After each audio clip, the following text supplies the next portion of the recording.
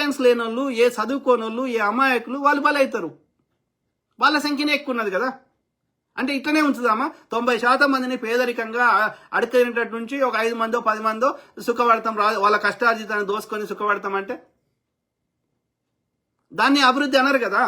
ఇప్పుడు నా చెయ్యి ఇంత పోటుగా పెరిగింది, నా చిన్నప్పుడు చూస్తాను బోధకాలని ఇట్లా దొడ్డు కాలు ఇట్లా తిరిగేది. సో అది ఏమవుతుంది? ఇప్పుడు ఆ కాలు దొడ్డుగా అయితే దాన్ని రోగం అంటారు, దాన్ని అభివృద్ధి అనరు. శరీరం మొత్తం అభివృద్ధి జరిగితే అభివృద్ధి అంటారు.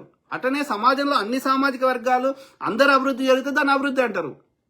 ఒకరో ఇద్దరో 5గురో అభివృద్ధి జరిగితే దాన్ని అభివృద్ధి అనరు. ఆ సమాజం అభివృద్ధి అనరు దాన్ని. అర్థమైందా? రాజుల కాలంలో కూడా, బ్రిటిష్ కాలంలో కూడా భూస్వాములు, దొరలు ఈ కొన్ని అగ్రకులాలు మంచిగానే ఉండే. 99% మంది పేదరికంలో చచ్చిపోయారు. కాబట్టి అది కాదు కదా అభివృద్ధి అంటే, అది కాదు కదా డెవలప్మెంట్ అంటే. అందరూ బాగుపడితే అది బాగుపడ్డట్టు కదా. కాబట్టి నేను ఏమంటున్నా అంటే, అయ్యా నీకు జీతం సరిపోకపోతే